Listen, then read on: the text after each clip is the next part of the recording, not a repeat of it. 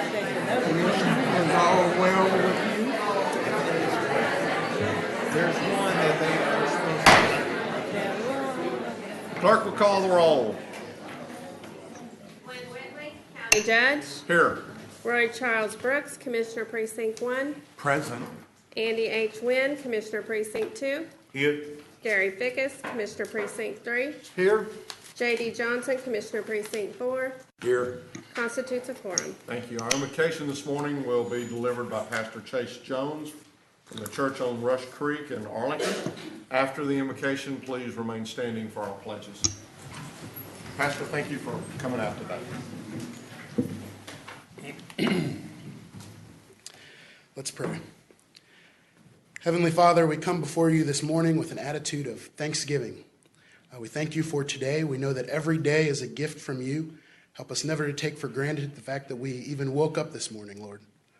Thank you for the fact that we live in a country where we can meet publicly like this and we can pray publicly like this. And I pray that you will fill this room with your spirit so that everyone in here is filled with a peace that surpasses understanding, Lord. Lord, I pray that everything that is done in this room will bring glory to you. And Lord, as we give you thanks with our whole hearts, we know that your steadfast love endures forever. It's in the precious name of your Son, Jesus, we pray this morning. Amen. Amen. I pledge allegiance to the flag of the United States of America and to the republic for which it stands, one nation, under God, indivisible, with liberty and justice for all. Honor the Texas flag.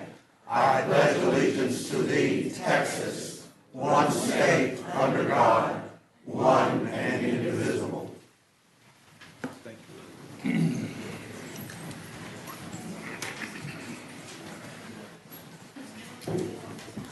Mr. Manius, agenda announcements. Thank you, Your Honor. Members of the court, we have three announcements as it relates to the agenda this morning. The first one is under the Budget and Risk Management Department, item C2, which is the FY17 appropriation adjustments as revised court communication in your folder this morning as it relates to that particular item. Also under purchasing, item 8J2, this is bid 2017-115. We're going to ask that we hold that for 1 week. There was a minor error on the agenda itself, so we want to make sure that we correct that before we bring that to you. And then also under purchasing, item J5, which is bid number 2017-120. There is a revised court communication as it relates to that particular item that is in your red folder also. Finally, members of the court, want to remind the court that today at 1:30, the Citizen Blue Ribbon Committee is meeting in 504C, 1:30. And then also just to note that next week, the 18th, is going to be the last court meeting for July, because on July 25th, we do not have Commissioners Court. Thank you, Your Honor. Thank you, sir. So this will be the first and that'll be the last. Sounds pretty good. It does. For July. For July. That's right. Court members, you have before you the minutes of our regular meeting of June the 27th. Move approve. Second. We have a motion second. Please vote. Commissioner Brooks and Commissioner Fickus, or now Commissioner Fickus. Motion passes unanimously. We got a couple of things to do under our proclamation and resolutions area today. The first is our Tarrant County Summer Food Drive. Susan, would you come forward and kind of talk with us a little bit about that? Good morning, Judge. Good morning. Good morning, Commissioners. Susan. Thank you again for letting me come before the court. I'm very excited that this Monday we are kicking off the annual Tarrant County Employee Summer Fund and Food Drive, and that's going to benefit the Tarrant Area Food Bank. I mentioned that kicks off on Monday, and that will run through August the 11th. As you can see, our theme this year is Let's Can Hunger. Up here on the slides, you're going to see a lot of this image right here coming out on emails. It's going to be on posters. And we will have strategically placed cans throughout the county, and we're requesting that if you have any spare change, go ahead and put them in those cans. I do have some special dates that I would like to share with the court today. We are requesting, we are going to have special themed weeks where we are requesting canned food items. The Tarrant Area Food Bank will have boxes throughout the county. The items that are on these different weeks, these are high priority items that have been requested by the Tarrant Area Food Bank. We are also doing the online auction again this year, and that kicks off on Friday, it kicks off on Friday, July the 21st, and it will run through August the 4th. We have some really fabulous auction items. We've got Rangers tickets, Six Flags tickets, golf packages, beautiful art pieces, and handcrafted jewelry made by Tarrant County employees. And I have to say, we have some amazingly talented Tarrant County employees. We still are asking for auction items, so if anybody here today or the court has anything that they would like to donate, again, this all goes to the Tarrant Area Food Bank. On Friday, August the 4th, we do have a special day. We are asking our employees to brown bag it that day. Instead of going out to eat, we are saying eat in. Don't go out and go eat. Bring your lunch and take whatever you would spend on that lunch out and donate that to the Tarrant Area Food Bank. What we have found is downtown Fort Worth, it costs about $10 to eat lunch down here. Take that $10, donate it to the Tarrant Area Food Bank. Well, some days it does, definitely. But $10 will feed about 50 hungry children here in Tarrant County.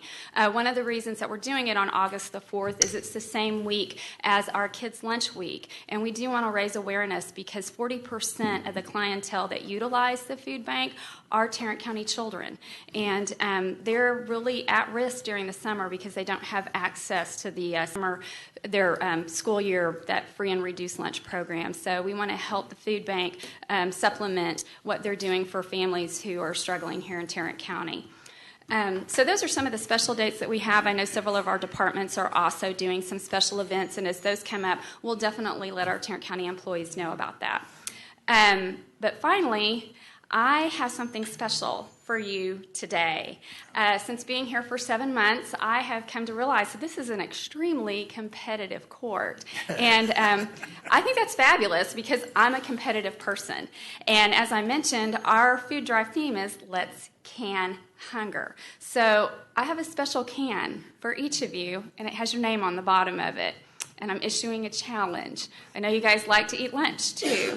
So my challenge for you today is I'm going to give you each a can, and whoever fills their can with the most money by August the 11th, we will get you lunch at Outback Steakhouse.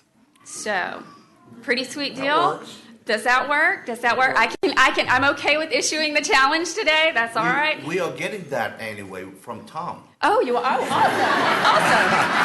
You gotta do something better than that. Well, you know what? I'll get you a gift card, and we can save it for later as well. So, I hope my challenge is accepted, and I really do hope that you guys will help me to encourage our employees to Let's Can Hunger over this next month. So, thank you very much for your time. This little can is over and above the big cans that we have in our offices. Yes, sir. Just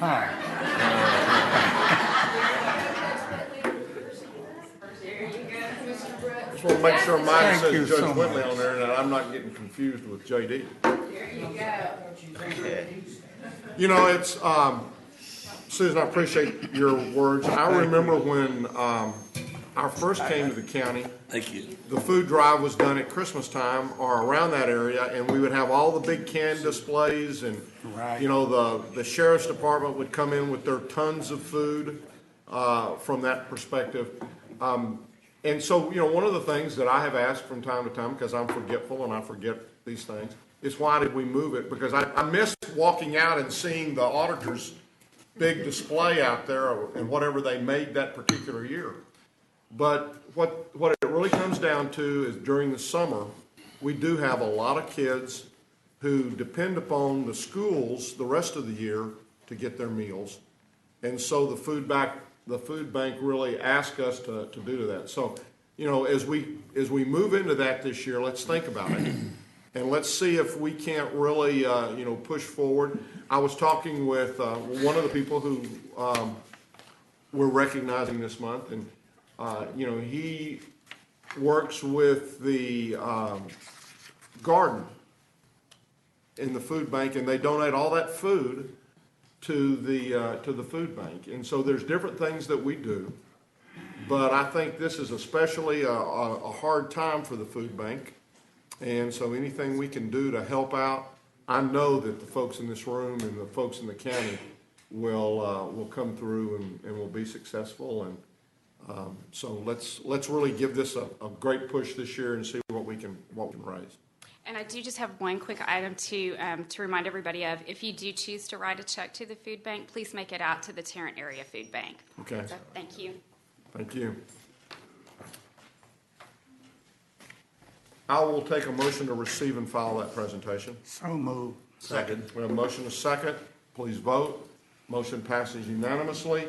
Now, again, is one of my favorite times of the month, and it is the opportunity to recognize many of y'all for your years of service within the county. And this particular month, we're recognizing from 5 to 35. It really is a good opportunity to say thank you. We wish that we could do a lot more, but we want to tell you how much we appreciate the service that you give to not only the citizens of Tarrant County, the folks that you deal with, some of which may live outside, and just also the way you treat one another. Because that's what comes up time and again as I have conversations with folks who've been here now 25 plus years, is golly, they helped me through this, they helped me through that. I don't know how I would have made it had it not been for the people in my department really kind of coming around me and comforted me during a particular maybe sad time or just different things, and we'll talk about some of those as we go forward today. The routine for you new rookies, the 5 years, I will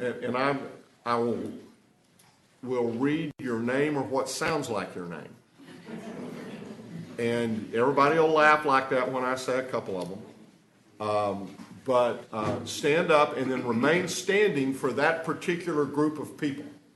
And then we'll all, say thank you and clap for you, and then you can sit back down and we'll move on. So we're going to begin with our 5 years. The first one is Jeffrey Aaron with the Sheriff's Department. There's Jeff. David Kane with Facilities Management. Jesus Cortez with the Sheriff's Department. Stephen Collier, and that's probably Quare. Yeah, that's it. I was just testing you. With Facilities Management. Alan Eliason, Precinct 1. Brent Ezell, Criminal District Attorney's Office. Robert Green, the Sheriff's Department. Cynthia Gustafson, Criminal District Attorney's Office. Rudy Gutierrez, Transportation Services. Debbie Harwell, County Clerk's Office. Trenton Hill, Sheriff's Department. David Holzheimer, Facilities Management. Not bad. Was that close? That was very good. Thank you. And is it actually Debbie or Dubai? Debbie. Your mother just wanted to challenge everybody, didn't she? I've got a son and a daughter-in-law that are just like that. Nicholas Littlejohn, Sheriff's Department. Renee Lopez, Criminal Courts Administration. Carl Lusky, Information Technology. Brittany Miller, Tax Office. Heather Montoya, Justice of the Peace, Precinct 3. Vanessa Perez, County Administrator's Office. GK, where's Vanessa? Did I miss her? She's on vacation.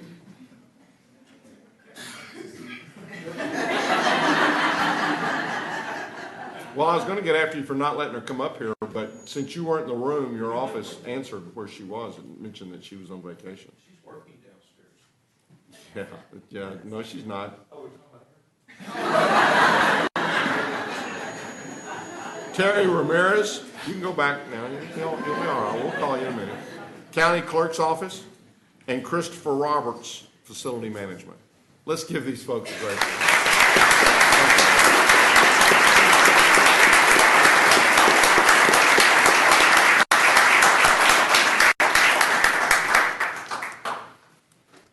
Now for our tenure, y'all can sit down. Thank you. Now for our tenure employees, Francis Ellers, Community Development. Patricia Espino, County Clerk's Office. William Kersey, Sheriff's Department. Wilburn Lawson, Sheriff's Department. Jay Lowe, County Clerk's Office. Gary Montgomery, Sheriff's Department. Asha Ramirez, County Clerk's Office.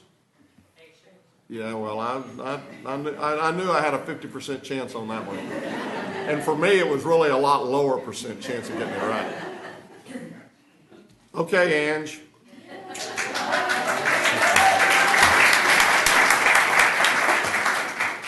Ramnarine. Go ahead. I'll have to talk with my people who do my phonetic pronunciations here. Cheryl Wood, the Tax Office. And Terry Wright, Juvenile Services. Thank you all very much for your service.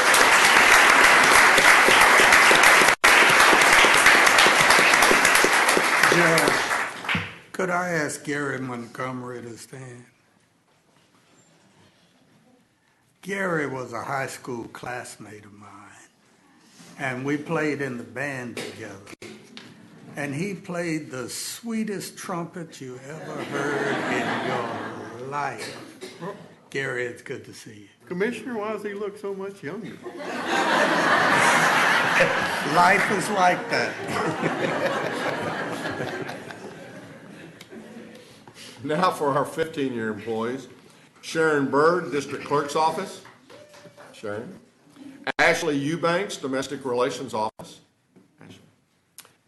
Edward Freeman, Constable Precinct 7. Albert Mercado, Sheriff's Department. Nita Roberson, Sheriff's Department. Willie Shepard, Facilities Management. Letisa Sumberlin, Sheriff's Department. And Christy Tolliver, Sheriff's Department. Thank y'all. Wait a minute. Yep, that's it. Thank y'all.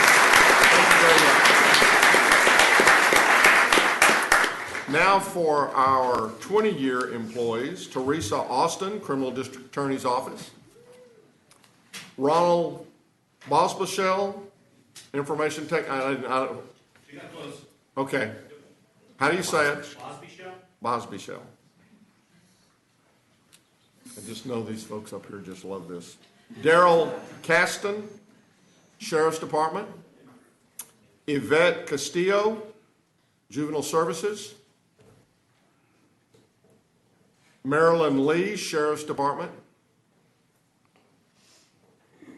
Warren Mitchell, Sheriff's Department. Anthony Olson, Sheriff's Department. Teresa Otterson, Sheriff's Department. Letitia Paramore, Sheriff's Department. Randall Petit, Sheriff's Department. It was a good month for the Sheriff's Department. Martin Tarble, Precinct 4. And Ruby Williams, Sheriff's Department. Let's give all of them a big hand.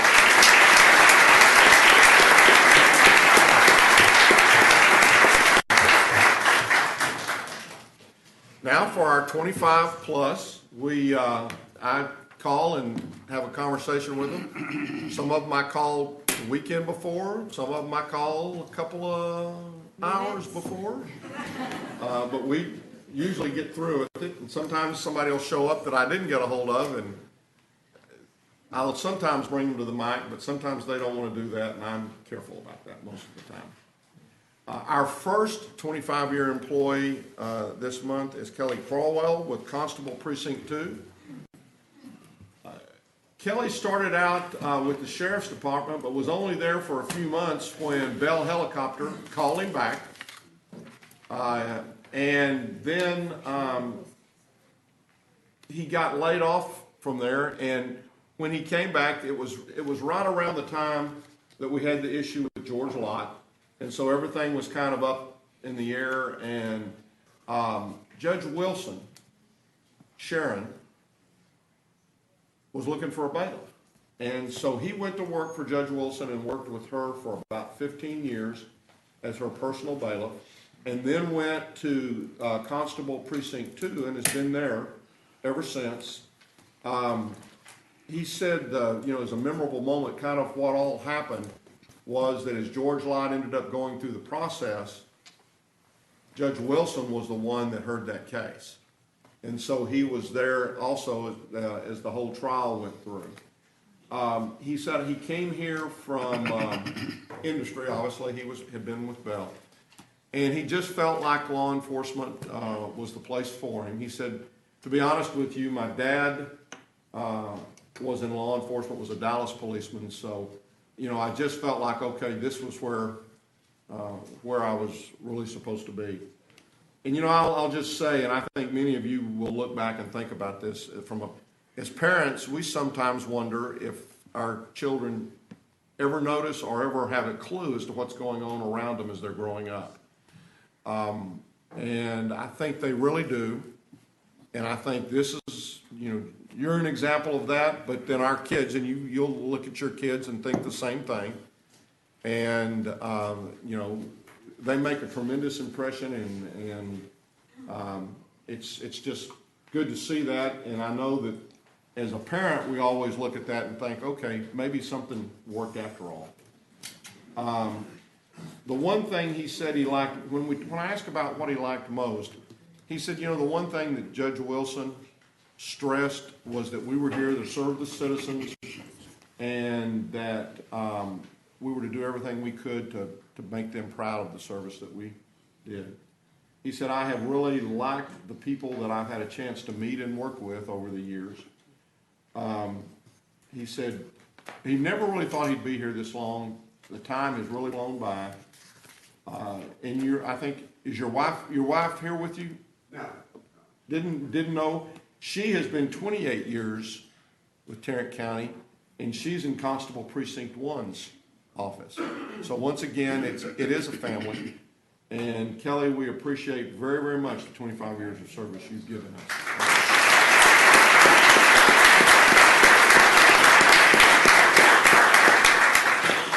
Next is Ken Harris with Juvenile Services. There's Ken. Ken's the one that I talked with just a few hours this morning before. Ken started out in the Juvenile Detention Center. He started working in the juvenile. Let me clarify that. He started work in the Juvenile Detention Center, and then after a year, he became a placement officer, then supervisor. He's been supervisor over the community corrections area, and he's currently the deputy assistant director at JJAEP. Now, Ken started in Limestone, spent about a year in Limestone County, and then about a year in Collin County, and then moved to Tarrant County and went to work for Tarrant County. So he's been 25 years with us, but he's also been 2 years with a couple of other counties. And he said, when he got here, and as he's worked here for a while, he said, Tarrant County did it different. And I said, okay, I need you to kind of expand on that a little bit. And he said it was the whole experience. He said the way the county conducts their business, the way the county treats their employees. He said, I just knew that I was in the right place after I'd been here for just a couple of years. And he said, it was someplace that I knew I wanted to stay. And we're very glad that he did. He said it's just been a great department. He's had an opportunity to work for three directors, different directors. And he said every opportunity has been a great opportunity. Ken, thank you very, very much for your 25 years of service.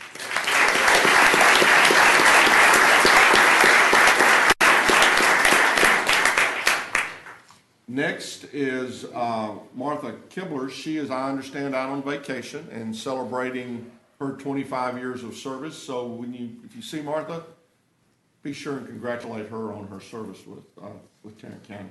Next is Tim Sears with the Auditor's Office. There's Tim. He spent really, I guess, he started in financial, spent a little bit of time in grants and accounts payable, you said, and now is back in the financial area. When I asked him about a memorable moment, he said, I don't have any, it doesn't take long at all. He said, I had been with the county for 1.5 years, and I had to have a liver transplant. Mm. And, after 1.5 years, you ain't got a whole lot of vacation time accumulated or saved up. And he said it was about that time that the county started the shared leave bank. And he said the people from the auditor's office went down and donated time, and he said they were absolutely fantastic. Just as I said earlier, this is an example of where the county surrounds someone and helps them through whatever they're going through at that particular point in time. He said it's been a great place to work. He said, I have an opportunity to deal with other departments, with the folks within those departments. He said, I just love working with the folks in my own department. He said, when I asked him, I said, as I do often, did you really ever expect to be here this long? And his comment was, when I came here, I was looking for something permanent. So yeah, and he said, I couldn't have found a better place to have spent the last 25 years of my life. Tim, thank you very, very much for taking the time to be with us that 25 years.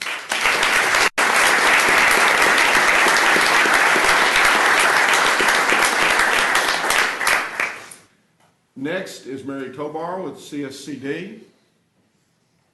There you are. Started with Cscd. She actually graduated from Texas Tech and went to work as a probation officer in Lubbock. And then after 4 years, she came to the county. So in November, she will have actually worked for the state for 30 years.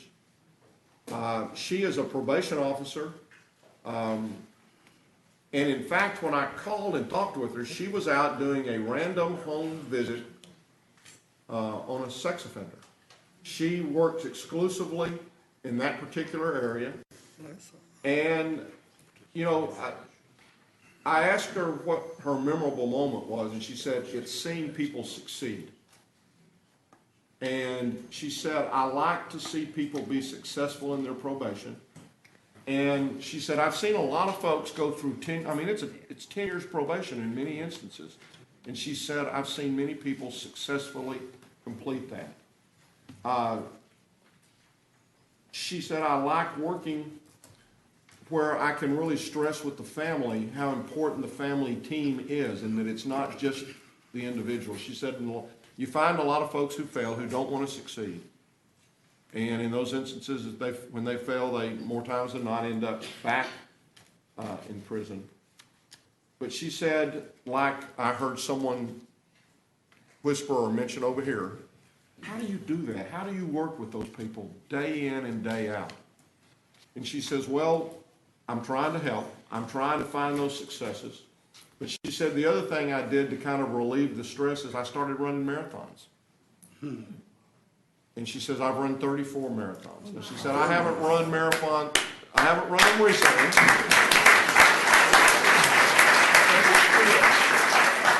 But she says, I still run and do things along that type lines to help relieve the stress. And I think for all of us, we've got to find something to do that. And she has. And Mary, we appreciate very much the 25 years of service you've given to Tarrant County and to the people of the state of Texas. Thank you.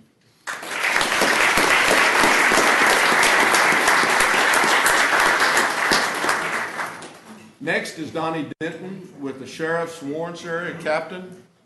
Here he is. He's a regular when Catherine and I go out and do our United Way meetings. He's always there. He's there for all 3 shifts. He doesn't have to be. He comes back in to make sure, I guess, that probably more Catherine than me don't get in trouble. He started working in the jail on the floors. He's worked transportation in the transportation gym for about 6 years. He's worked patrol. He was, was a sergeant, captain. He's now support services at the correction center. He's got 3 life-saving bars, which just means that he doesn't sit back and let somebody else do it, or when he sees something, he jumps in the middle of it. And he's done that for a trailer fire, for folks who've fallen. He is there to serve the folks that he's had an opportunity to work with and to be around. When I asked him what he liked most, he said he just likes being with the people that he's worked with, that have been above him, that have been below him. Now, when we had our first conversation, which would have been at the 20-year mark, he said he hoped that he'd be here for another 10 years. I guess this marks. Well, okay, because the way I had it written down here, I thought, well, this is the 10. This may be. I'm glad it's 25 because that means in 5 more years we'll talk again. No, I'm at 30 now. You know, for a poor old CPA, it's just rough. I know you want that shovel that I keep digging this hole with. We had a short talk. It was all right. All right. I got a lot of stuff written down here.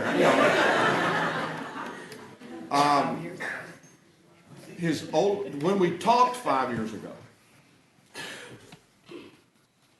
he had been promoted to captain and was back in the jail for 2 weeks. His oldest daughter had just graduated from college. His son was still in high school, and his middle daughter had just made the dean's list at TCC. He said that when he started, he remembered watching the seniority list. He really didn't think he'd be here 30 years. And he said, I'll never be at the top of that list. Well, he's number 11 right now. His oldest daughter is working at Med Plaza and is studying to be a physician's assistant. His middle daughter is actually working over at JPS.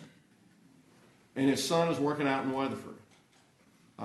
He and his wife of 32 years just recently bought a little land. And so it's he's enjoying that very, very much. He said, I have loved working with the county and the people. He said, I've worked now for 5 sheriffs, if you're including, one of the interim sheriffs. Donnie, we appreciate very much the 30 years of service you've given us. Thank you.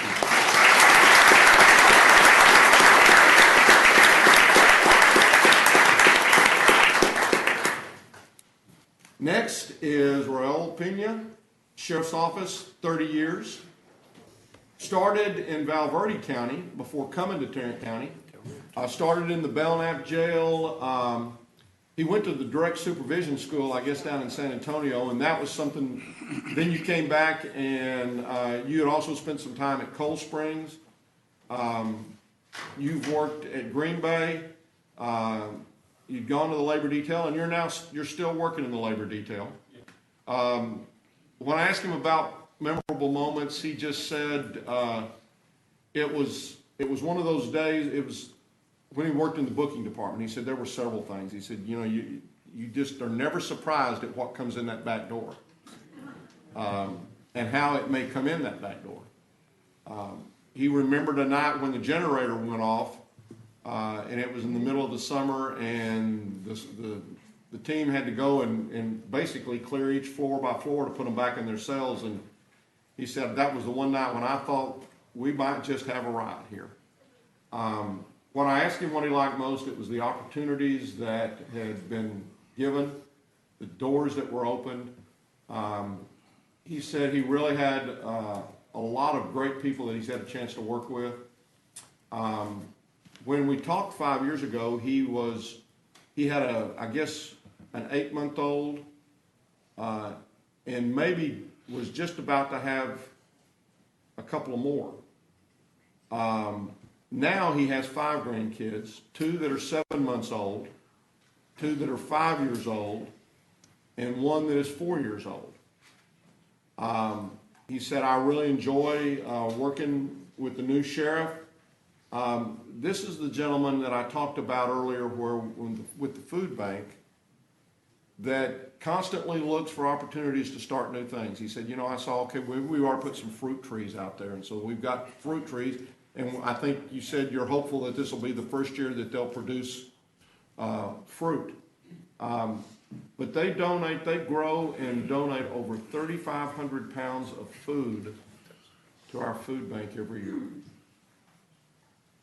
He said, I have really enjoyed over these years, these 30 years, having an opportunity to work for the county. And we appreciate very much those years of service. Thank you.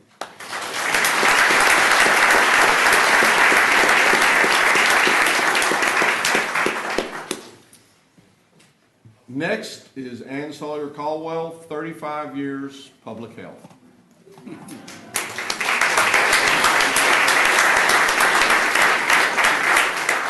She started as the WIC program director, became a division manager, associate director, and is now the deputy director of public health. When she first started, the WIC cards, in order to get that, you had to basically get a card, and she had to sign the card. She signed the card, and she thought, well, maybe I know you said don't do this, but I'm going to say it anyway. Okay. She decided that, why don't I get a stamp? So she went out and got a stamp to stamp the cards. And then she asked for reimbursement for $2. And she got in all kinds of trouble with the previous auditor, who's somebody new in this group. Wrote a letter of apology. But she did write a letter of apology to Jack Benson, not Beecham. No. She didn't have to put in a purchase, but she should have. I think there was somewhere in here purchasing said, okay, you should have got a purchasing request to buy that $2 stamp. Only in county government. She learned. She did, and she had a little problem. Like 500 or 600 of those cards every night at home. And she had a little. Never going to get married at that rate.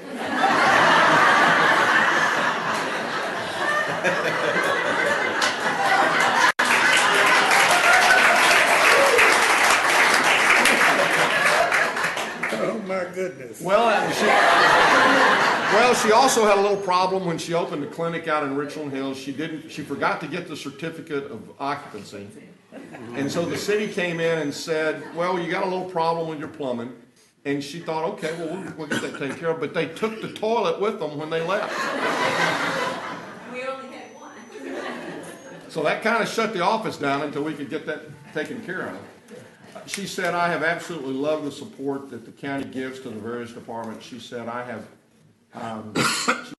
tried to do a good job, and I've been rewarded, and as is mentioned above, also forgiven. She's never dreaded coming to work. She has, a lot of programs and stuff. There's a Fatherhood Coalition, Obesity Project, Infant Mortality. She has one son now this is 5 years ago. One son through college has a job in a house, has one that has about a year and a half left, and is retired captain in the Navy Reserve. She said, and what's kind of occurred over the last 5 years, the first comment was, she said, time kind of blurs. I have a hard time remembering whether that happened 2 years ago or 10 years ago or whatever. But she said, I'm excited about now being the deputy director.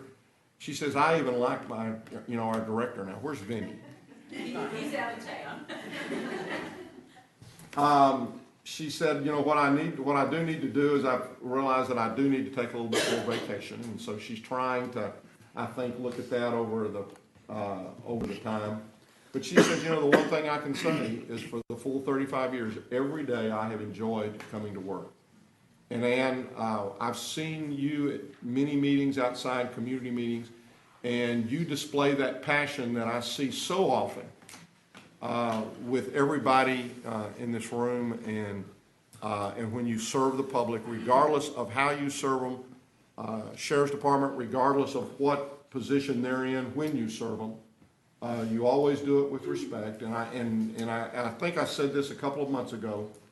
One of the comments, there's always the passion, and I hear the passion in so many times when I talk with people, but especially, and this is a comment that's goes back to the jail, is that most of the people in our county jail are innocent because they have not yet been proven guilty, and the Sheriff's Department treats them with respect, and you all treat the people you come in contact with respect.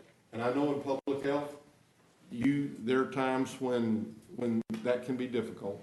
And I appreciate, again, the way you've handled yourself for 35 years, and I think we're blessed that you've been here. Thank you very much.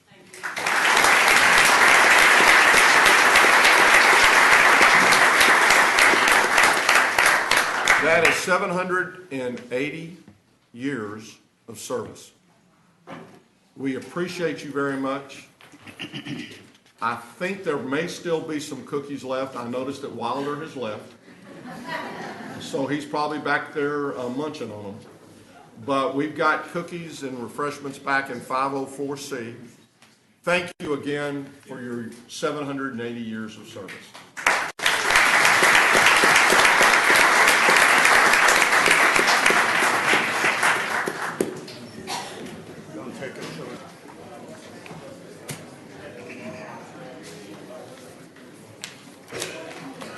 I would entertain a motion to receive and file the employee recognition. So moved. Second. We have a motion and a second. Any discussion? Please vote. Motion passes unanimously. Please note that Commissioner Fickus is not here at this time. Court members, you have before you the consent agenda. Move approval. Second. We have a motion and a second to approve the consent agenda. Any discussion? Please vote. Motion passes unanimously. Your Honor, Mr. Mendez is going to be making our presentation this morning. Okay.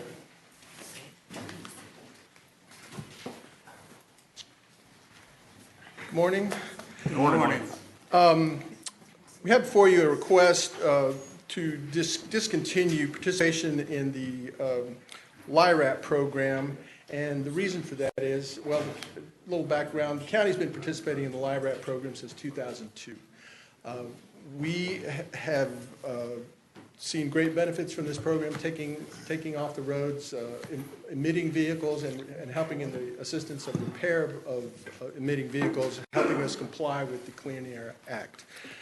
This recent session, the governor vetoed the appropriation for the next biennium of any funds collected under that program.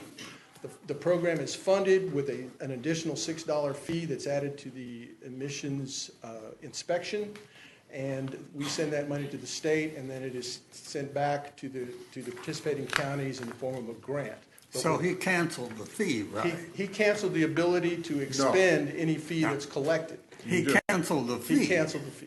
No, he didn't cancel. Well, not the fee, but he canceled the Still program. charging the fee. He canceled the ability of us to spend the fee. To spend the fee, yes. So what we are requesting is an order to rescind participation in the program and to suspend the collection of the fee.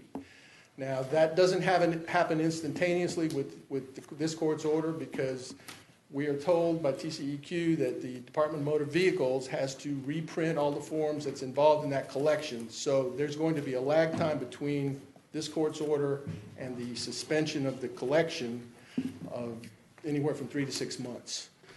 So we will be into the next biennium. There will be a certain amount of money that will be collected that will not be expended, but we hope to shorten that period of time.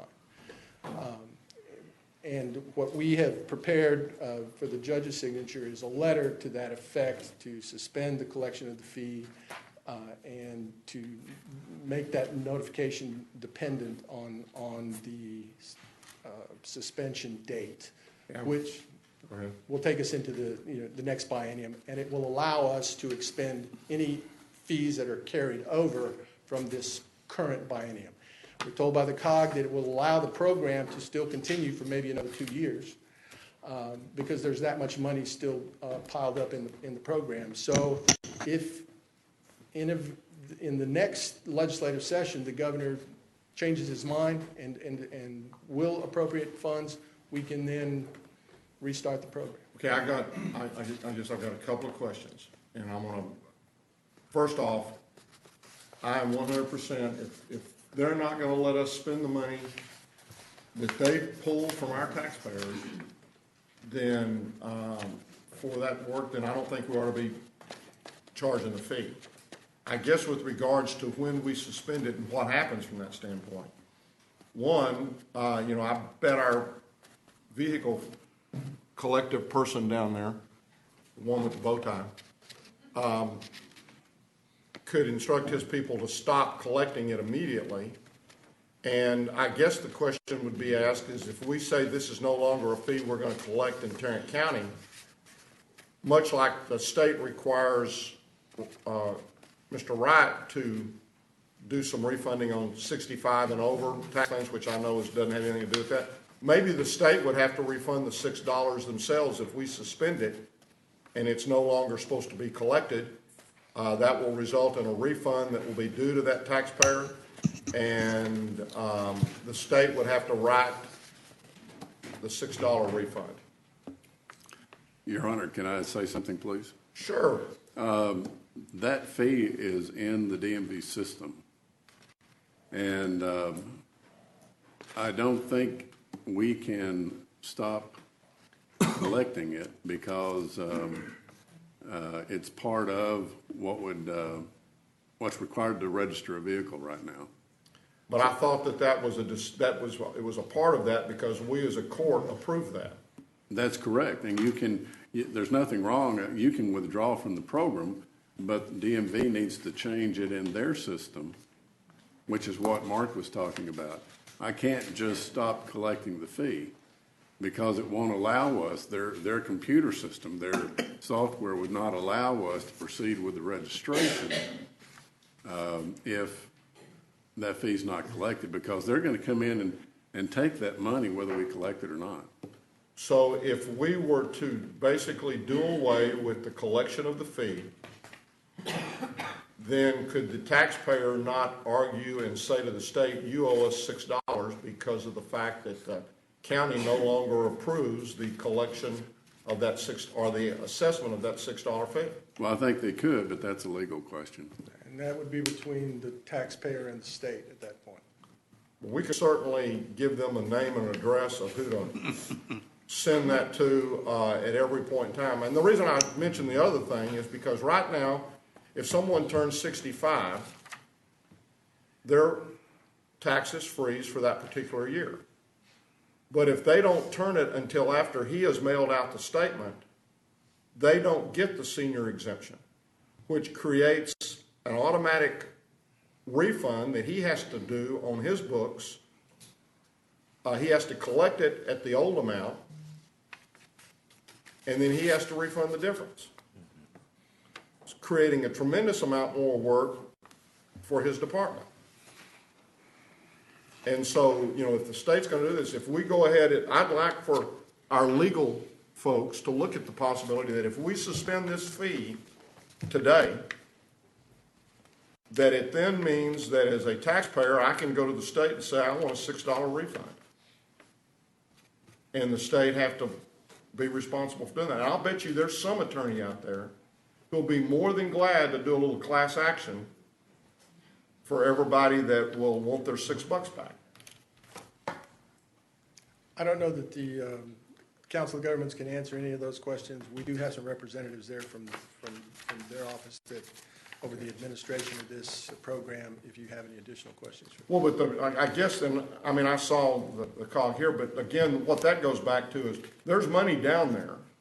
They were going to use this money, this additional money to balance their budget, and they're not going to get that money now.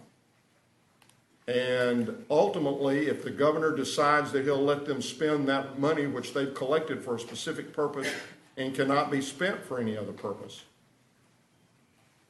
then we could reinstitute the fee in hopes of being able to catch up. So let me make this recommendation. Judge Wheeler, you've asked for our district attorney's office to do a legal analysis on the question if people who pay the fee after the suspension have a right to go to the state. And so that'll be a task that we'll ask the DA's office to review. And we'll bring you that opinion back whenever it's completed. But I hope that we will suspend that fee today. Our staff recommendation is that we suspend it today, right, Yes, sir. Mark? Yes, sir. And then we will bring the letter that we will send to TCEQ to your office for your signature. We had to wait for some specific language from them to incorporate in that letter, otherwise you'd have that in front of you. That's a transmittal letter. Yes, sir. When you say suspending the fee, you're talking about suspending collecting the fee. There's a difference. Well, Which is it? we'll be suspending participation in the program and requesting that they stop collecting the fee. Okay. So is it a request or is it an instruction? Well, it's an instruction. So that fee is assessed by order of this court, Correct. right? Okay, it's not state law, it's not any other agency. That's my understanding. Okay, factually. Well, our court had to approve the assessment of that fee, and we did, For it to for them to be able to put it on that statement. okay. And by the same token, when we say that we're no longer going to assess this fee and we are instructing the state to cease in the collection of that fee, that's what I'm hoping that we accomplish here today. That's our request. Do you have a motion? I have a motion. I'll second. We have a second. Any other discussion? I think Ron wanted to say something. Just very briefly, yes, it's an opt-in, opt-out program that the Commissioners Court voted to enter into the program, and they have the right to leave the program. It won't be, the effect of this will not occur today. That's the main thing I wanted you to understand. That letter has to go to Austin. DMV has to change their system. So as Mr. Mendez said a moment ago, it's going to be a few weeks, maybe a few months before it stops showing up in the DMV system. But that doesn't mean that it didn't stop and that we might not owe refunds of $6 to anybody who wants to come in and claim a refund as of today. Actually, that's something that the state of Texas will owe, not Tarrant County. It won't. That's correct, because you're going to send the money on. That's correct. And that's a money in, money out situation. And I know there's been a lot of talk about, well, the governor's going to use this excess money to balance the budget. That's not true. The money goes into the program, comes out of the program. It's not coming out of the program. It is sitting there in the reserves. I know that, but it's not being used to balance the budget. There is, in order for them to be able to show that they have an amount of money, that they have enough cash to balance everything, that's why they hold on to dollars that they collect, but they do not allow to be spent. Now, what they do in terms of what you just described, I don't have a comment on it. That they do some accounting things down there. That's exactly what they're doing in an effort to make sure that they're in compliance with the law. They collect money, but they will not let it be spent.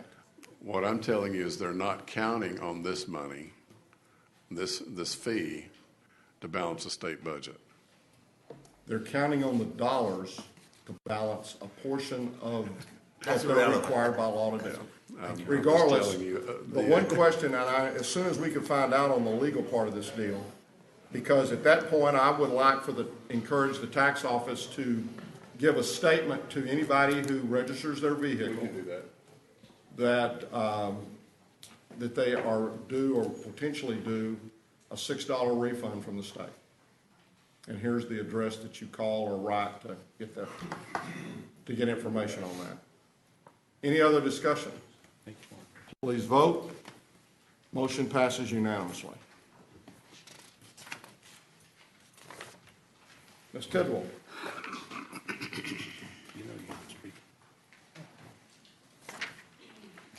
We have one item that we're asking the Commissioners Court to approve this morning, and that's the release of approximately $5 million of collateral as outlined in your court communique. Move approval. Second. We have motion and second. Please vote. Motion passes unanimously. Ms. Snyder.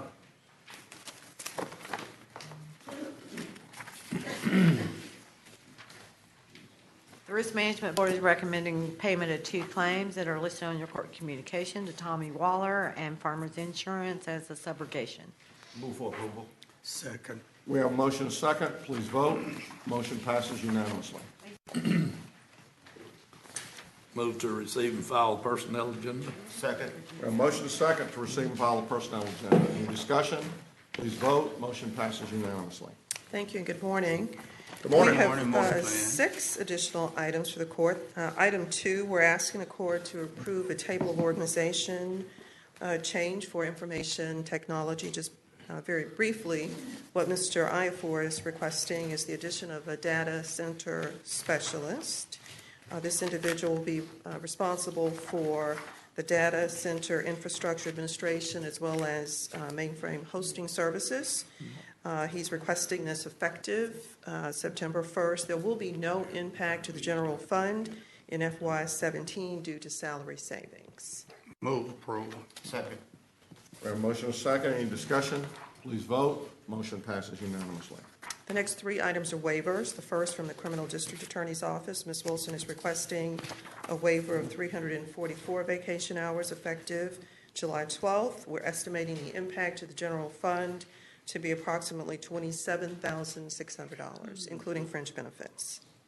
Move for approval. Second. Second. A motion and a second. Any discussion? Please vote. Motion passes unanimously. The next waiver is Constable Precinct 6. Constable Siegel's requesting a waiver of 336 vacation hours, also effective 7/12. We're estimating the cost to the general fund to be approximately $15,200, including fringe benefits. Move approval. Second. We have a motion and a second. Any discussion? Please vote. Motion passes unanimously. The final waiver is a request from Constable Precinct 7. Constable Burgess is requesting a waiver of 92 hours retroactive to July 10th, which I believe is this past Monday. Cost of the general fund, we're estimating to be approximately $1,470, including fringe benefits. Move for approval. Second. We have a motion and a second. Any discussion? Please vote. Motion passes unanimously.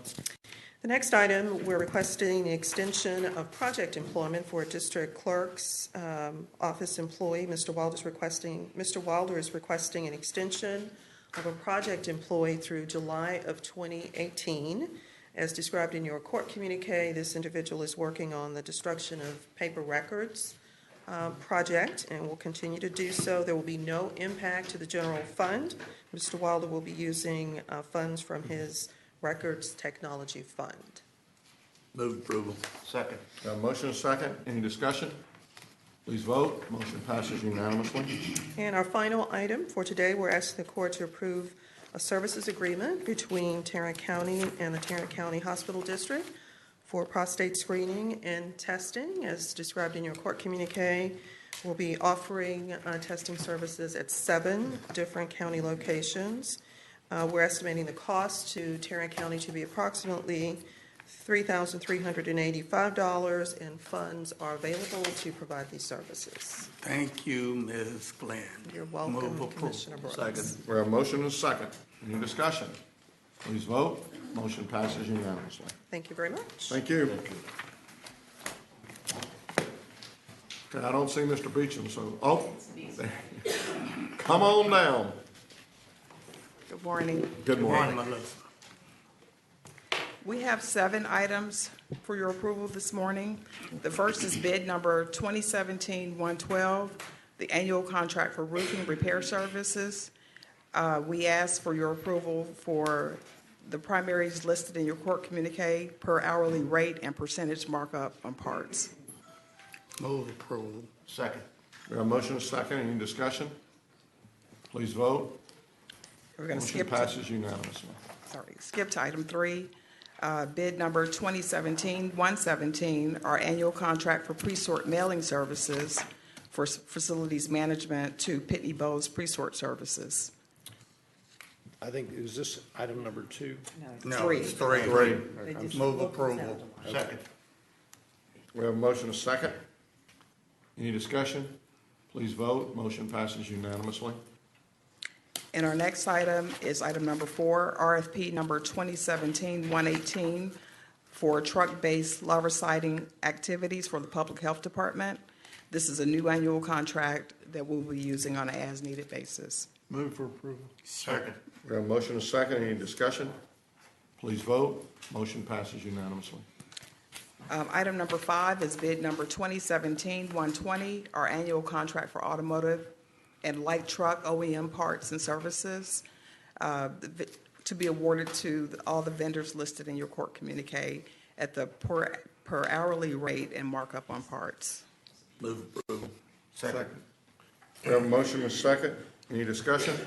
Please vote. Motion passes unanimously. And our next item is bid number 2017-125. This is our semi-annual contract for copy paper, stock paper, and envelopes countywide to be awarded to the primary and secondaries listed in your court communique. Move for approval. Second. We have a motion and a second. Any discussion? Please vote. Motion passes unanimously. Next item is bid number 2017-126. This is our annual contract for the purchase of warehouse boxes and lids to be awarded to Greenwood Office Outfitters. Move for approval. Second. We have a motion and a second. Any discussion? Please vote. Motion passes unanimously. And our last item is bid number 2017-128. That's our annual contract for locksmith services and supplies for facilities management to be awarded to Loctite Security at a per hourly rate plus markup on parts and a percentage off parts. Move approval. Second. We have a motion and a second. Any discussion? Please vote. Motion passes unanimously. Thank you. Thank you.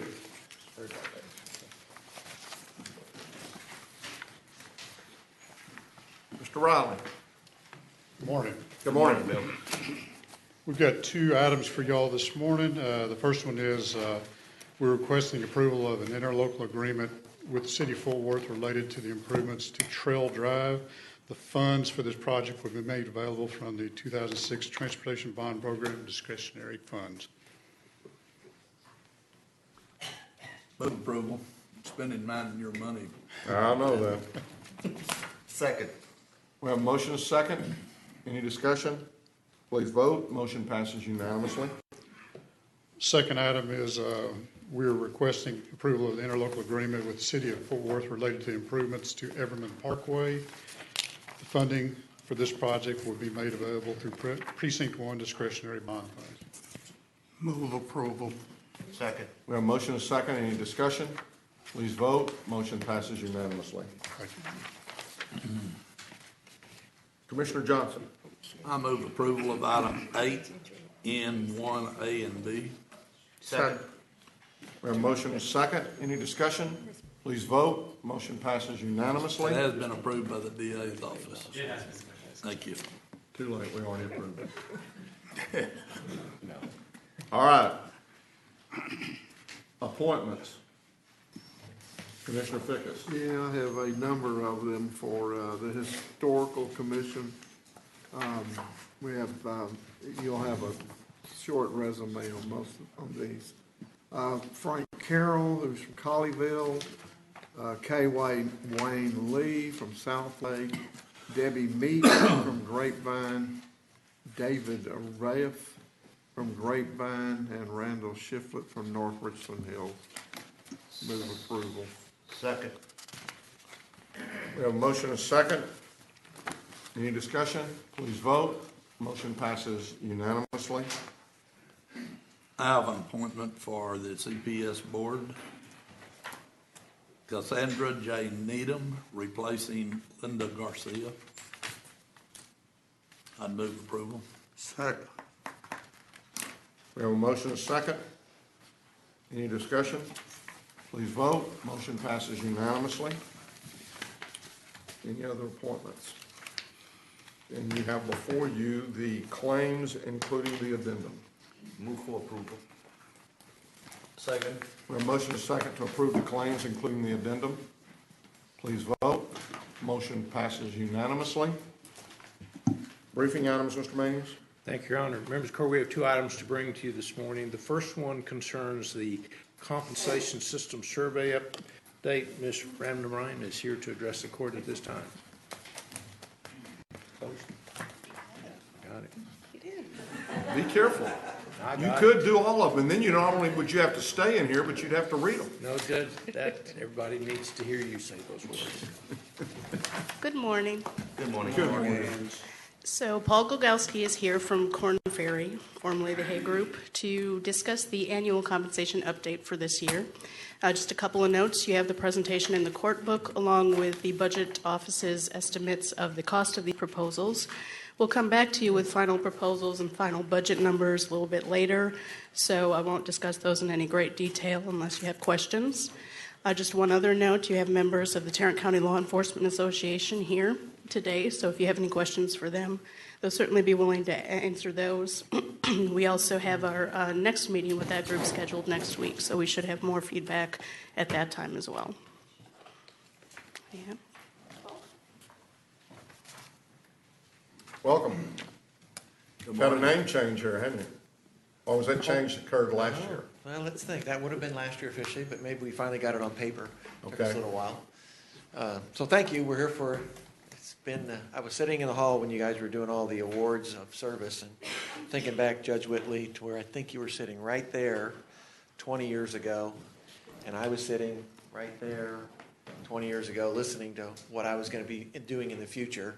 And you chewed out my colleague rather well that day. And I wondered 20 years ago, what did I sign up for? So as I listened, I'm like, wow, I've been doing this 20 years. Should have came in earlier. Should have came in earlier. In about another 5, I'll give you a call and we'll talk about it. I cannot wait for those 5 years. So the presentation. Typical, we're doing summary kind of information. A lot more detailed information has been provided to the Human Resource Department. We're trying to give you the high-level summary of what we found and what we recommend. And like Ann said, there is some cost associated with these proposals.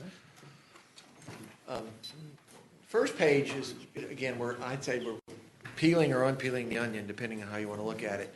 And the second bullet on that page that's up on your screen indicates that, in general, if you took the whole population, Tarrant County remains and kind of has always been in the last few years kind of paying at or very near this thing we define as a 25th percentile of the market. And the 25th percentile is, and the market is represented for most cases, both public and private sector employers. And this is kind of a position the court has been using as its guidepost over the past X number of years, and one that through our collaboration have helped you kind of get there in some respect.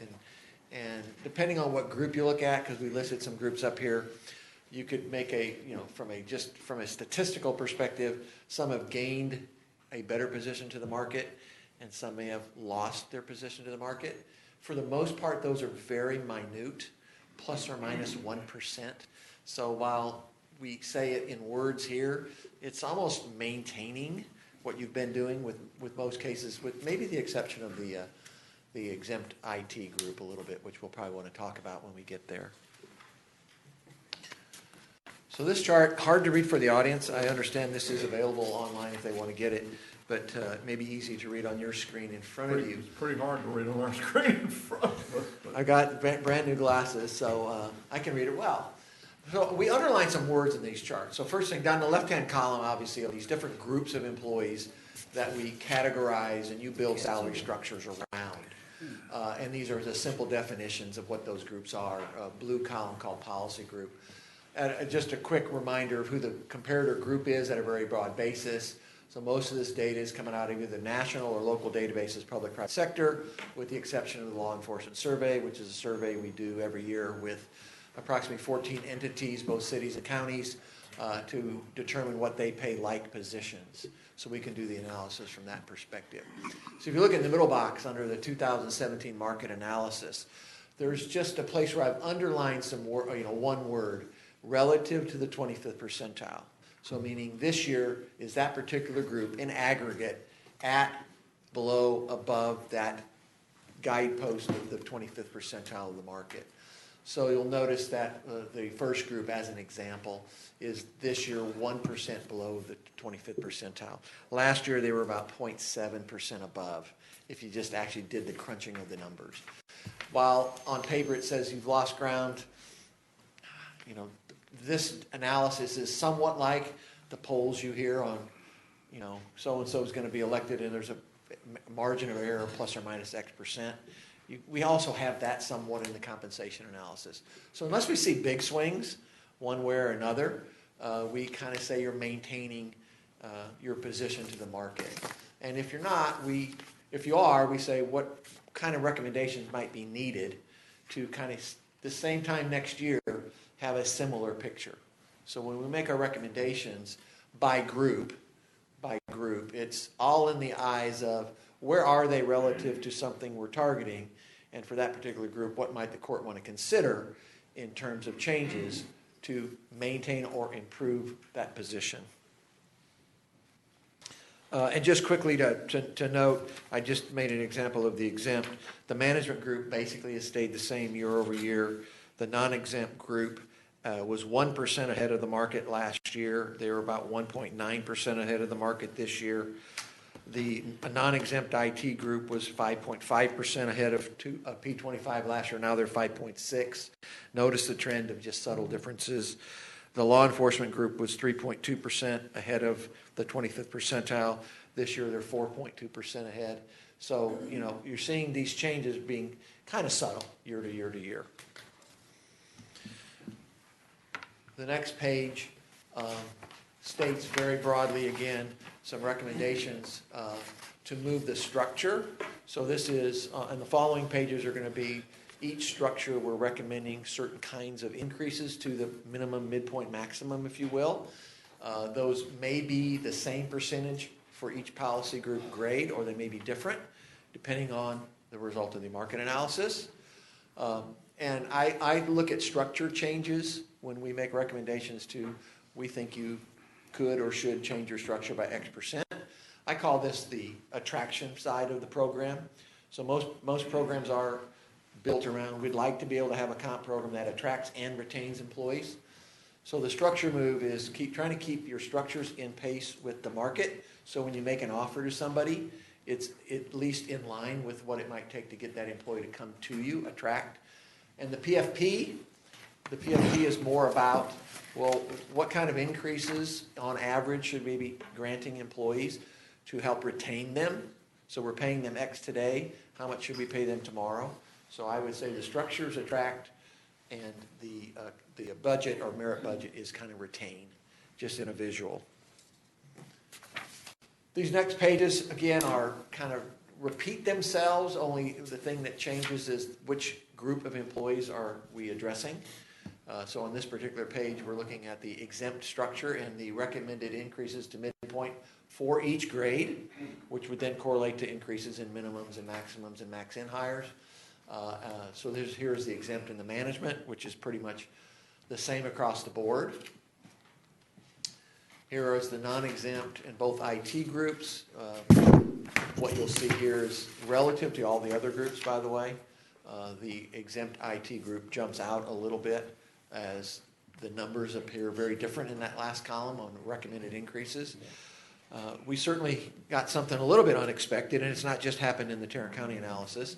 All of our analysis with other clients is, it just appears like the IT market has warmed up quite a bit relative to the, not what I would call the non-IT market. So while there were some efforts last year by the court to look at that group and maybe address some situations last year. It made not a whole lot of difference relative to the market this year, which was what we would have expected. So we're seeing that through issues like nationally trying to place an IT, trying to hire for an IT position now is one of the more lengthier time periods relative to any other discipline it takes to fill a job. That's broadly across the United States, which indicates a kind of a supply and demand issue of some kind, or maybe we just can't find the right candidate for our particular issue. So this is a little bit different of a recommendation relative to the other groups. From a cost perspective, I know we had one time broken it out. I don't have it in front of me. It's very minimal cost, because usually your only cost with the structure is people falling below max in hire. And while these are big numbers, you're not having that many people with that many dollars falling below that max in hire. So while the numbers look like they could cost quite a bit, on a relative basis don't end up costing quite that much, especially when you look at this total spend that's possible. Here is the craft and the law enforcement group. Failed to mention that craft kind of maintained its position year over year. I didn't mention that earlier. So we're looking, this typically is when the economy picks up and unemployment is at the levels that it is in the Metroplex area, which is one of the lowest in the country. That blue collar employee seems to be one of the first places that you get some immediate pressure. So we're talking about moving those a little bit higher than what we asked for, like the exempt and non-exempt group. And then on the law enforcement, you kind of see a staggered set of increases across the step plan, with the largest increase to step values being at the bottom end, and the smaller increases at the upper end. This again is kind of reflective of that first in hire, where are we bringing them in, and what do we need to kind of keep pace with the market at the bottom end. So you'll see that. This is, again, a strategy that we've used over the past several years. And page 9, whoops, sorry, I forgot to mention page numbers because my page numbers are off. If we just took it from a visual perspective, you graph this with the bottom axis being job size or grade, if you will, and you took all Tarrant County employees and put them together and not separated this out by group, and you put the market up there, you included what is Tarrant County TC actual, TC policy. TC actual is what are you paying people today? Dollars on the left, job size, if you will, on the bottom. You're tracking basically right on top of the red line you can't almost read, which is the 25th percentile of the marketplace, which tends to be, although each group is slightly different, give or take a percent here or there, it tends to be the position the court has seemed to be wanting to follow. I thought our policy was 25%. Well, I know there's been some discussion over the years whether they've been kind of agreed to, with the stake in the ground. I don't know if I've heard those words. So at one time, the IT exempt, this would have been 5 or 6 years ago or more. Discussion, could we target something like the 50th percentile of the market for that group because it was so hot? So I don't know if that stake has actually been solidified in the ground. And there's been some discussion of the law enforcement group is more, the organizations that are in the group obviously don't represent private sector, they just represent public sector.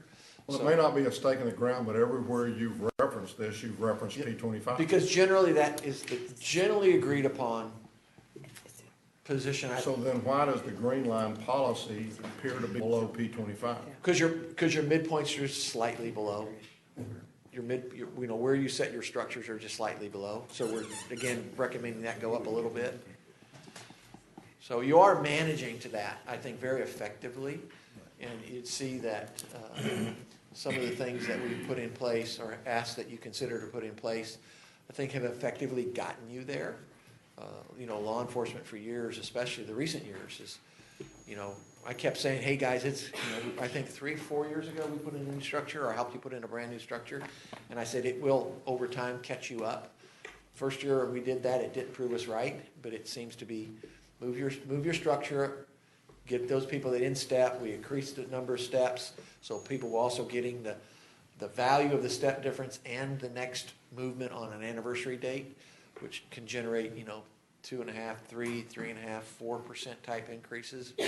It seems to be effective if you just look at the numbers. And the only oddball this year is that exempt, the IT non-exempt group. So those are just the recommendations. In the appendix, takes that same chart and busts it out for every group if you're interested in looking at each of those.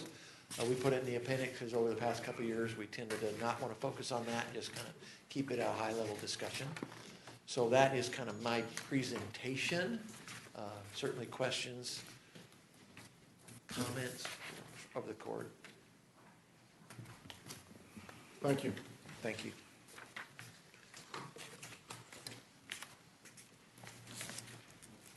You just said it? Okay. This was the initial presentation on this particular subject matter, and quite frankly, we'll be working through various processes, including the law enforcement issue with Commissioner Johnson, and we'll be bringing back recommendations as we get closer to the budget process. Finally, members of the court, we do have a briefing item, just a very quick one on the legislative issues. Mr. Mendez. Morning once again. Very briefly, the governor has finally issued his official call for the special session. No surprises. The only item on the call is the addressing of the sunset issue. He has also issued a supplemental list of bills that will be added to that call once the Senate has passed the necessary bills to deal with the sunset process. No surprises there either. It's the same 20 issues that he indicated he would be adding to the call back in June. So the special session will begin next Wednesday on the 18th and will run technically through August 16th.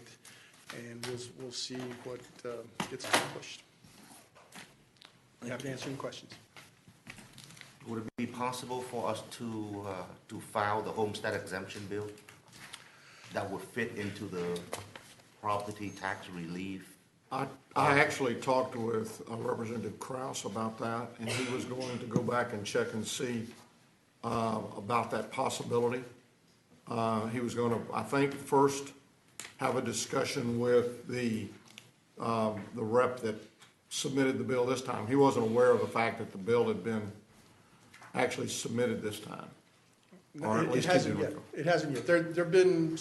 I mean back during the regular session. Oh, it was Senator Kirk Watson was the one who filed that bill, and it never received a hearing. I don't know that he's going to be refiling that bill. I can check with his office. Anything can be filed. It just depends on whether or not it fits within the parameters of the issues on the call as to whether or not it ever gets a hearing or whether or not the governor intends to sign it once it actually gets through the process. Matt was very receptive. I think he felt like that was something that needed to be looked at a little bit more fully, and so I think he will do that and encourage us to maybe. Yeah, does this body have to take action again on that item? We did that in a regular session already. Not in order to file the bill, but in order to be supportive of the bill, well, then we'll bring it back. We would bring back a new okay. So what we'll do is we'll look at the bills that they, and I know the Conference of Urban Counties is going to be looking at that. Yeah. But once the bills are filed, then we'll be looking at whether or not to support or not to support. That's correct. Okay. Okay, thank you. Your Honor, that's all we have at this time. You do have some audience participation. Yes, we have 3 audience participations. First is Laura Jenkins.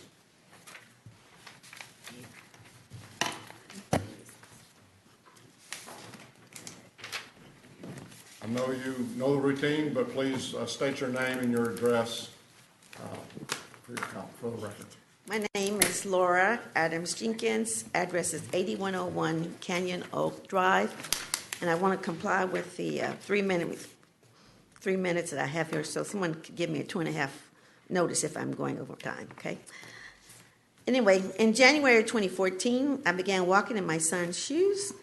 I committed to protesting at the Tarrant County Criminal Justice Center monthly for the wrongful incarceration of my son. A jury found him guilty of intoxication manslaughter in the 2004 death of Grapevine police officer Darren Medlin. Without diminishing our condolences to the Medlin family, our son was not drunk driving. Instead, he had an epilepsy seizure causing a horrific accident.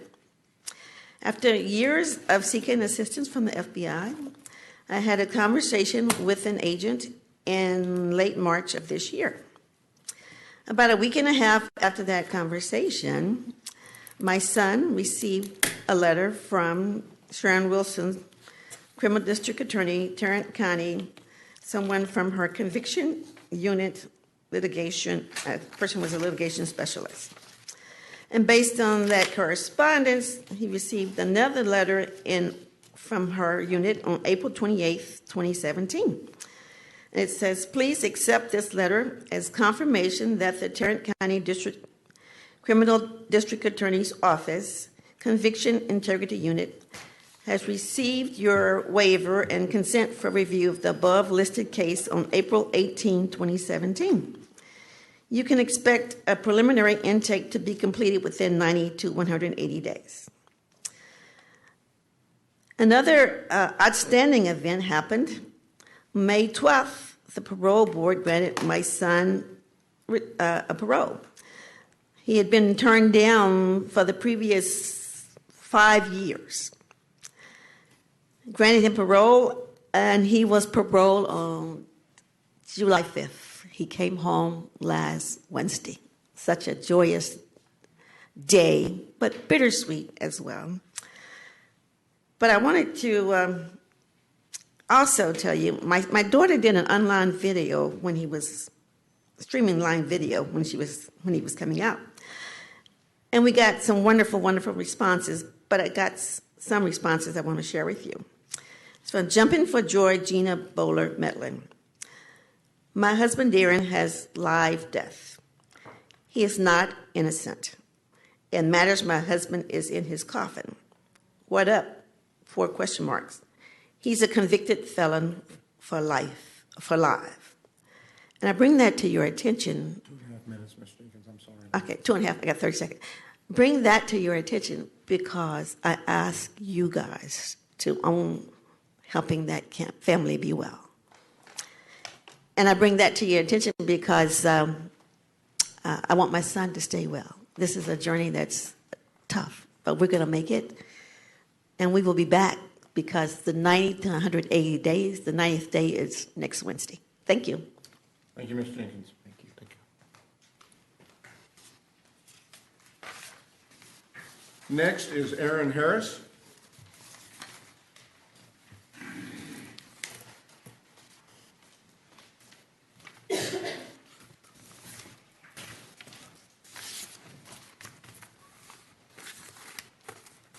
Good morning, Aaron Harris, 7001 Boulevard 26, Northwestern Hills. Judge and Commissioners, thank you for your time. I come today to discuss the matter of the horrendous audit presented to the court by Renee Tidwell on June 27th of Precinct 5 Constable Ruben Garcia's office. Direct Action Texas broke that story to the public a little over a week ago, and over 13,000 people have read that article, and it's very problematic to the voters and residents of Tarrant County. To say that the audit report is problematic is an understatement. Ms. Tidwell lays out 6 observations, which each by itself is bad, but their combined status is damning to say the least. The audit report leaves the reader to understand that auditors were simply unable to tell what is or is not missing, as the records are simply a hot mess, or lacking altogether in some cases. This is unacceptable. In the first observation, she notes missing cash receipts in a receipt book which hasn't been updated going back to 2005. That's 12 years ago. Ruben was elected in 2012, a mere 5 years ago. An audit was performed then, and he had to sign off on receiving all the inventory of that office. Who signed off on these receipts then? Why were they not accounted for then? But also, who's accountable for that now? The audit goes on to detail employees entering their own timesheets into the system, including overtime. Unbelievable. One must ask how many county employees are doing the same. The auditor goes on to detail evidence, which is either missing or evidence not labeled at all going back to 2000. Again, who audited this in 2012? It goes on to state that staff, not sure who that was, are unsure of how to get rid of evidence. Now, anyone who's met Ruben isn't surprised or expect much of him, but the office also has a chief who's been there way before Ruben. The office also has an administrator, both of which should be proficient with these processes and these policies. Why are they not? Who's holding them accountable? Numerous findings in the report regard the office In the report regarding the office not following the code on handling cash and deposits. Obviously, this is very problematic. All of this is simply unacceptable, and the only question now is, what will this court and this county do about it? These types of scandals are not without precedent. In 2015, you were given a similar audit, at that time with JP6, Gary Ritchie. His was actually possibly worse. We'll have more to say on that later this week. This county has a history of sweeping things under the rug. One such instance was our last district attorney. The county swept it under the rug. He paid. The Tarrant County got a new DA. At least something good came out of it. I'm hearing that some are claiming that you have no recourse. That is both incorrect and lazy. The easy and lazy thing. Mr. Harris. You I'm have sorry. 30 seconds. Okay. The easy and lazy thing to do would be to be quiet and let it go away. If you do not act, it's not for a lack of statutory authority. It's for a lack of the required biological and physical attributes needed to act. Section 87 of the Local Government Code clearly lays out how to remove a county elected official, including constables and justice of the peace. In this case, with Reuben, meets all of the criteria for removal. Again, my only question remaining is, will you act? I hope you do. Thank you. Thank you. I believe it's Gloria Garcia.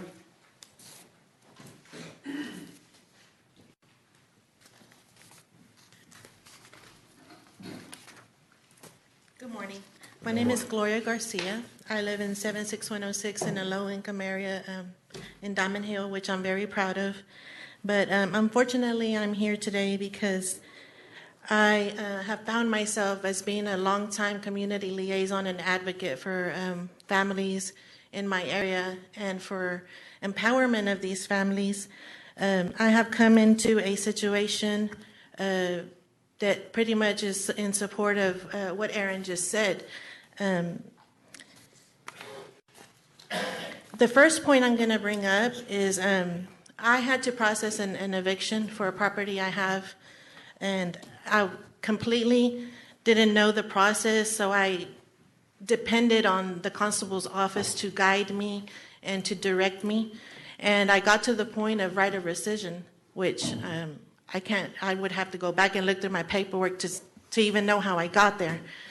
But the point is, it's the last step as far as I know, and this item was posted on my door.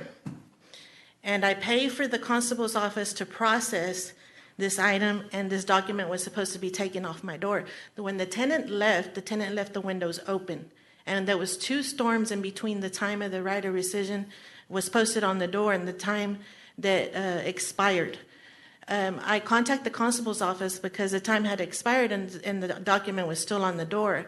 I didn't get any guidance or support as far as completing this eviction. So I called one of his friends that works for the city. And I was like, what's the deal here? I need this taken off of my door. I need to access my property. She told me, I called Reuben. He said, take it off yourself. That's why I have this in my hand. So I'm already knowing of situations and things that are happening in my neighborhood because I'm a door knocker. I am a precinct chair, an election judge, a PTA mom, and I've been on formational committees to build up the parent involvement and start PTAs in my neighborhood because we didn't have any. So I'm running into different people, senior citizens, newly naturalized citizens, telling me the tainted acts and things that were actions that were done to have these people vote for people that are in candidacy, all related in friendship to Reuben Garcia. There is one particular case that I want to bring up. 2.5. You're at the 2.5 minute mark, Ms. Garcia. Oh, okay. It came up in May, this last election. Garcia, in full uniform, goes to a private home and posts a sign for his candidate friend in opposition of the inhabitants. They didn't want the sign on the door. The owner lived next door, which is a single mom, and they know her personally. They put the sign up anyway and said, if you don't want it there, the people are vulnerable, they're immigrants. So they don't want it there. We're going to put it up anyway. He's in full uniform. They're afraid of him. And he says, and if the owner doesn't like it, she can take it down. Posted the sign up anyway on the property. The lady's upset, doesn't know who to report it to. She's being treated awful in public for even bringing up that she's offended that this was done to her property. And after seeing the beautiful recognition of 15, 10, 25, 35, the only thing I can think of is why can we not ask you to please act on our behalf and remove these types of people that are tainted by all these horrible actions? I have a list. Ms. Garcia, that your time is up. Let me make a statement, and I should have made this probably at the beginning. Because this is not a posted item on our agenda for today. Yes, sir. State law precludes us from responding to any comments that are made during this particular portion of our meeting. However, what I would suggest is that you talk with Mr. Manius, who is our administrator. Yes, sir. And he can potentially answer and work with you on the answers to some of the questions that you have. And then if we can resolve that, hopefully that will be able to resolve your questions and we can go from there. But we are precluded by state law because, again, it was not on our agenda for this particular meeting. May I make one question, please? If you'll address the questions to Mr. Manius, then he will help to hopefully come up with solutions for you on that deal. Because I want to know how I can have it put on an agenda. Well, talk with him about that, and then we can do it from that standpoint. Okay, thank you, sir. Thank you. There being no further business, then we'll recess our open meeting and proceed to close to discuss items exempted under Section 551.071, 072, 074, 076, and 087 of the Texas Government Code.